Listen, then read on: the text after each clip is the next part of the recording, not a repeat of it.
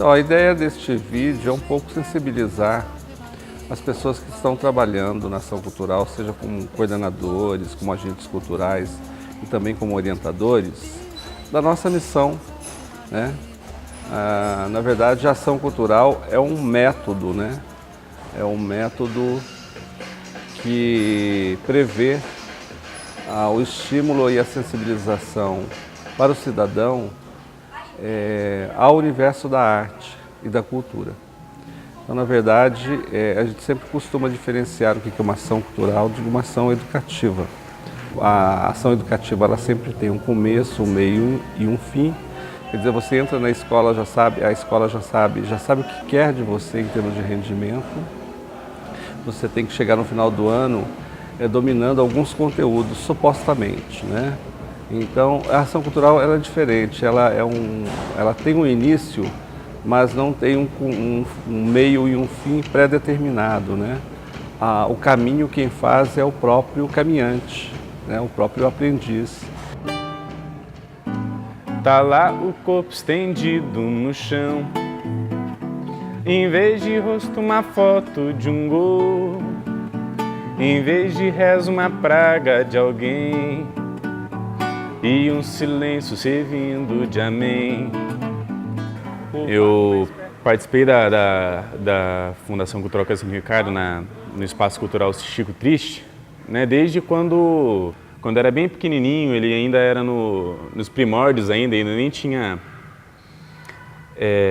assumido aquela antigo sacolão, né? Eu tinha visto algumas aulas lá de capoeira, né? Depois transferido para lá, continuei na capoeira. Depois com 9 anos de idade, eu comecei a fazer criação literária, né, com Donizete.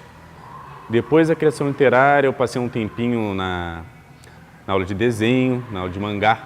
Aí depois eu fui para a aula de violão, na qual eu fiquei por 4 anos. 4 anos fazendo aula de violão. E a Fundação Cultural, né, o Espaço Cultural Chico Triste, teve uma importância fundamental, né, para eu conseguir seguir essa minha carreira. 4 horas da manhã, baixou santo na porta-bandeira e a moçada resolveu parar, então. Nos idos de 1998, que parando para pensar já faz bastante tempo, faz 16 anos, né? Eu morava no Campos Alemães, né? Para quem conhece a história de São José, a história deste bairro, é um bairro que na época era muito criminalizado, né?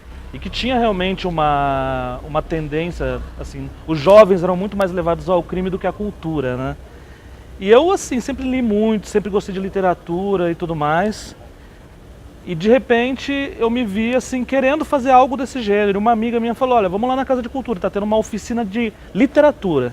E aí eu conheci Juracy Ribeiro, na Casa de Cultura do Dom Pedro. E eu me apaixonei pela casa imediatamente, né? Porque era um oásis de cultura, de sabedoria no meio de tudo aquilo que estava em volta, que não era fácil. De repente você está num lugar onde a sua maior perspectiva ou é ir para uma indústria, ou é ir para a indústria do crime, e de repente você tem a oportunidade de não ir nenhum nem para outro, você tem uma oportunidade de vivenciar a cultura, foi o que me trouxe, foi o que me fez ser poeta, né? É uma dor que me dói muito longe, dor antiga, separada do corpo. É uma dor que me dói não sei onde, um tanto física, um tanto celeste, um tanto minha, outro tanto da terra. Vejo o galho cortado a uma fronde, que ainda dá flores sentidas e que assim a sua árvore responde. Seu futuro parece o meu passado e minhas longas raízes ficaram do chão duro de onde eu fui arrancado. Eu fui apresentada à Casa de Cultura do Dom Pedro I em 1999. Participei de uma oficina literária com a poeta Juracy Ribeiro. E foi onde eu me encantei por esse universo cultural, né, que me mostrou que podia ser diferente do que tinha sido até então, a adolescência, né, a infância, a adolescência é muito difícil, de repente focado muito na televisão, sabe? De repente você achava que aquilo era cultura, que aquilo era arte, aquilo que estavam te mostrando é o que você conseguiria ter. E ali eu consegui entender e viver que era muito mais, ia muito além, até hoje é. Com você eu vingo flores, sou delícia, notícia boa. Sol de abril cheirando a vinho, sem você sou nós, sozinha. Mandacaru sem sertão, fisgada de dor mais fina. Islã sem o Alcorão, morta e viva Severina. Foi num baile em Assunção, capital do Paraguai, onde eu vi as paraguaias sorridentes a bailar. Sou Maria Inês de Moraes, da Casa de Cultura. Foi assim um presente muito bom que foi feito no Novo Horizonte, porque acolhe tantas pessoas assim, né, e aprende tanto, tanta alegria, nossa, pra gente é uma felicidade a Casa de Cultura do Novo Horizonte e as pessoas que trabalham lá também, como ele acolhe tão bem as pessoas, são tão amáveis, né? Principalmente a Elaine me incentiva muito também. Nossa. Nunca mais te esquecerei, galopeira. Eu gostava de desenho, aí eu tive um primeiro contato com uma casa de cultura. Foi na Casa de Cultura do Satélite na época, né? Hoje em dia ela já está extinta. Toda semana, né, você conseguia ver o pessoal ali, rever, a gente fazia as histórias, criava as histórias, né?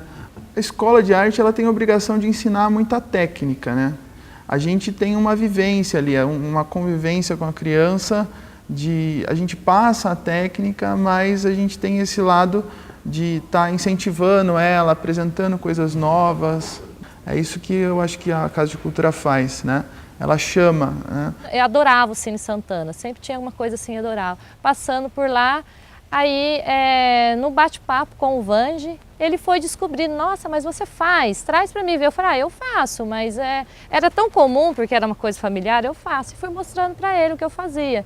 Aí fiquei envolvida com os trabalhos, né, da casa, então comecei a participar na casa dos eventos, eu comecei a participar dando oficinas voluntárias e também ajudá-lo num todo. Então ali a gente dava palpite, a gente dava sugestões de trabalho e das oficinas também. Então assim, foi um espaço que me entendeu, que ali eu pude me mostrar, me abrir para o mundo, né, quem eu sou, né. E também lembrando que as ações elas não são individuais, pensando em termos de gestão. É uma ação coletiva, é uma ciranda em que o bastão vai sendo passado, ora para o orientador, ora para o agente cultural, ora para o agente da comunidade, mas esse é um caminho circular de ação que se completa numa ciranda, né? Se eu for usar uma metáfora, eu usaria também a metáfora da ciranda. Não me falta casa, só falta ela ser um lar. Não me falta o tempo que passa, só não dá mais pra tanto esperar. Para os pássaros voltarem a cantar e a nuvem desenhar um coração flechado, para o chão voltar a se deitar e a chuva batucar no telhado. A casa é sua, porque não chega agora. Até o teto tá de ponta cabeça porque você demora. A casa é sua, porque não chega logo. Nem o prego aguenta mais o peso desse relógio. A casa é sua, porque você não chega agora. Até o teto tá de ponta cabeça porque você demora. A casa é sua, porque não chega logo. É que nem prego aguenta mais o peso desse relógio.